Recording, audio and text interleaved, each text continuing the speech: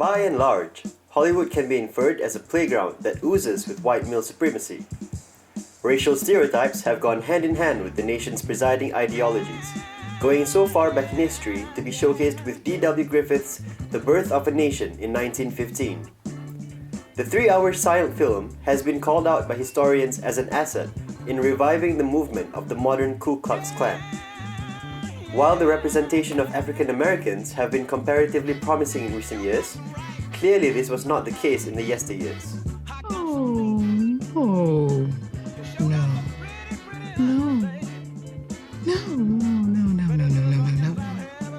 In discussing the history of this representation, the significance and influence of the blaxploitation period cannot be neglected. Honest to God, Ruben, I've never seen it before. The term blaxploitation refers to a plethora of independently made low-budget films produced in the early to mid-1970s that feature a predominantly black cast and targeted for inner-city black youth audience. Salud. The film that kickstarted this phenomenon was Sweet Sweetback's Badass Song in 1972. Got a sweet sweetback! Directed by Melvin Van Peebles, who has been revered as a grandmaster when it came to publicity and hustling the predominantly black, working-class audience, the film tells the tale of the titular Sweetback, a male prostitute who grew up in a brothel, fleeing from white authorities after an altercation causes him to put 2 cops into a coma. The Van Peebles film really pointed out the whole formula for making a success in Hollywood and defining this new short cycle. The third film under Van Peebles' directorial belt, Sweet Sweetback, featured gratuitous displays of violence, sex, drug abuse, and profanity. But what really set Sweetback apart from other black films of that time was the ending, in which Sweetback, considered by the police to be an outlaw, survived.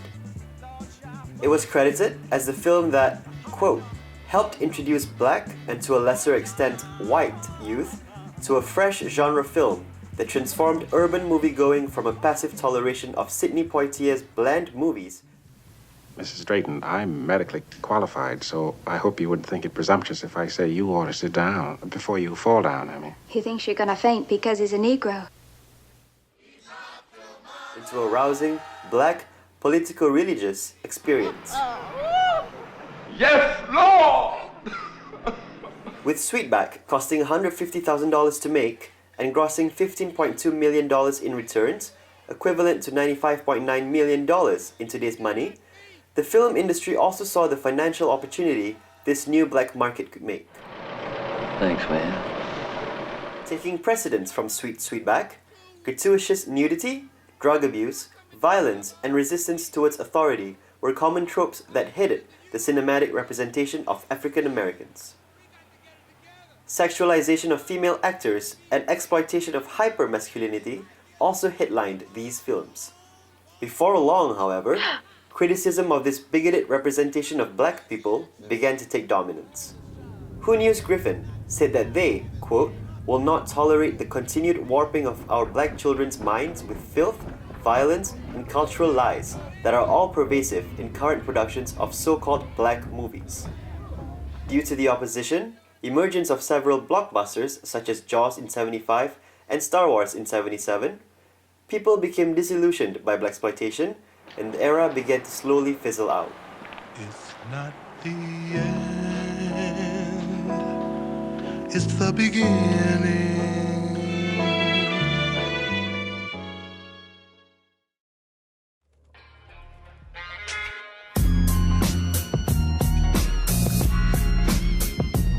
The 90s saw a resurgence of African American representation through production of films that raised turbulent racial issues in America. Police brutality towards black activist Rodney King further generated racial tension. Film historian Ed Guerrero says in his 1993 journal, quote, "The black movie boom of the 1990s has materialized out of a climate of long-muted black frustration over the worsening political and economic conditions that African Americans continue to endure in the nation's decaying urban centers."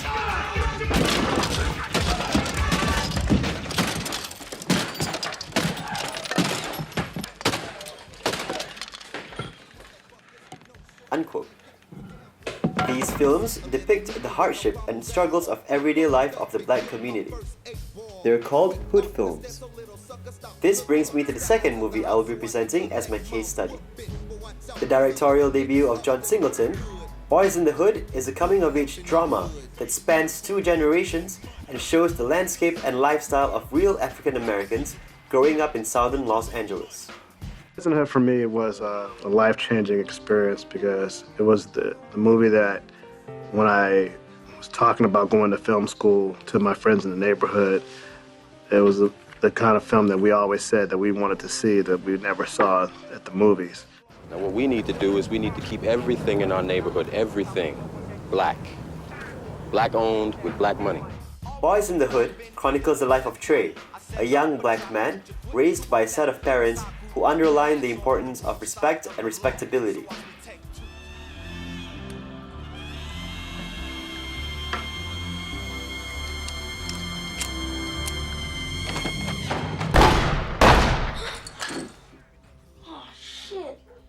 The film follows him growing up in the hood with his 2 best friends, who are half-brothers, the aspiring athlete Ricky and drug dealer Doughboy.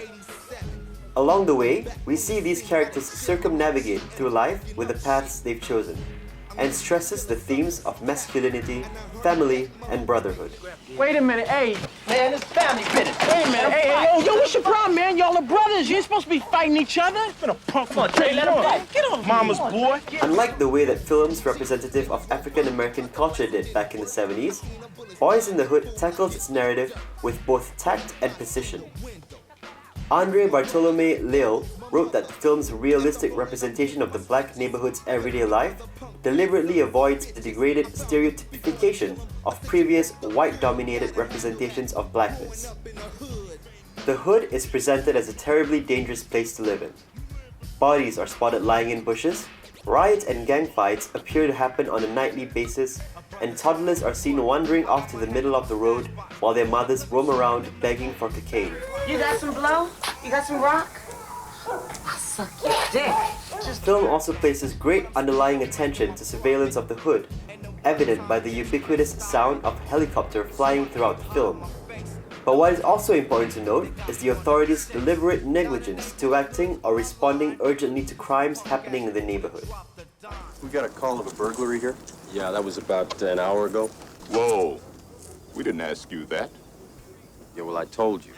Instead, they seem to relish in the fact that violent crimes are happening between the people in the black community. You know, it's too bad you didn't get him. Be one less nigga out here in the streets we have to worry about.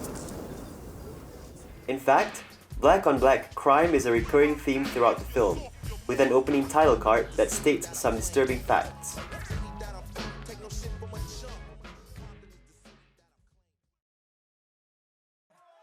Representation of African Americans in Hollywood have since then seen a progressive turn. In the past decade, the dominance of black protagonists and black filmmakers in mainstream Hollywood signify a revivified representation of African Americans. Our lips are thick. Our nose is broad. Our hair is nappy. We are black and we are beautiful. However, films that highlight racial issues are still prevalent in post-racial America, denoting that they are still in an ongoing battle to solidify their socio-political status in America. We were expecting you next week. I decided to come early and surprise Mama. I'm entertaining. Why don't you go run back, wait in the kitchen? This is America. Don't catch you slipping now. Don't catch you slipping now. Look what I'm whipping now. This is America. Don't catch you slipping now. Don't catch you slipping now. Look what I'm whipping now. This is America. Don't catch you slipping now. Look how I'm living now. Police be tripping now. Yeah, this is America. Guns in my area. I got the strap.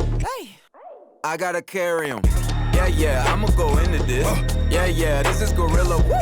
Yeah, I'ma go get the bag. Yeah, or I'ma get the pad. Yeah, I'm so cold like yeah. I'm so dull like yeah. We gon' blow like yeah.